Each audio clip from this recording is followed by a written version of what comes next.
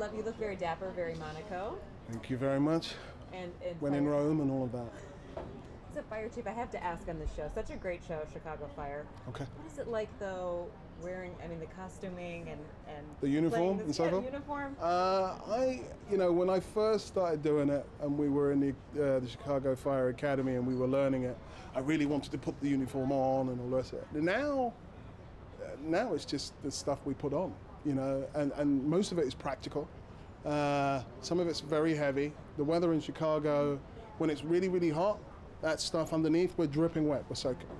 When it's really, really cold, we're very, very grateful that we've got that thick stuff on because it's below freezing. So now it's just, it is what it's meant for. It's practical.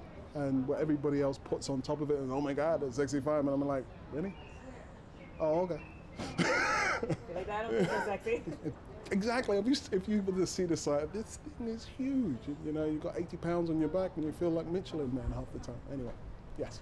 It's a great show, and I was telling Mr. Wolf earlier, I'm a Chicagoan, so happy Are that you? you guys are in my hometown. Oh, fantastic. Shooting. Yeah. How involved are the I know firefighters are a big deal, obviously, in that city. How involved are the firefighters and the locals in like researching your role and as part of your show? Are they kind of... All of the above. Steve Chigarodis is our main counselor. He also writes and gives us stories, and when he first had us in the academy, and he was talking to us, and I could see that this man had been through the fires and been through the wars and pulled people out and saved people's lives, and I was watching the reaction of other firemen around him. I was like, oh my God, I mean, we've got a fireman's fireman. This man who doesn't wear his cape on the outside, doesn't have his underpants on the outside of his trousers, is the real deal. And he's a humble man, and it's his vocation, and he loves it. And I know I felt very honored at that point when I started to get it, or what it was to be a fireman. And he's inspired us all to be like that. And I think that's one of the things that comes out in the show.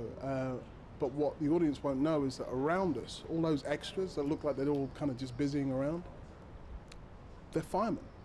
They've done a 24-hour stint. Sometimes they come on 6 o'clock in the morning, 7 o'clock in the morning, and go, oh no, we were in a fire last night. And we've just put it out an hour ago, or we left the engine there and came here to the set. I go, really? Go, yeah, and we pulled so-and-so out, we pulled this old woman out, we pulled this kid out. So it's very, very real. Those stories we're getting firsthand from the people who are standing around us. So if you're talking about research, that's it right there.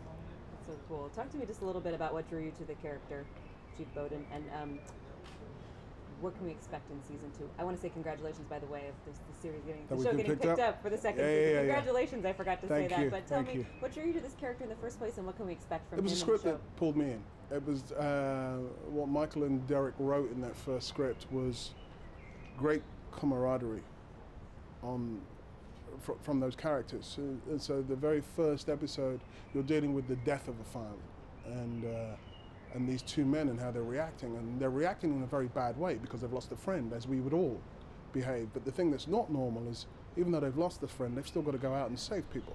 They've still got to go out and be professional, and they're not allowed to act out in any shape or form. Yet these two men were acting out. And it was my job as the chief to turn around and say, regardless of what is going on inside of you, you have to handle your business. I will make sure that you handle your business, otherwise you're a liability, and I will move you aside.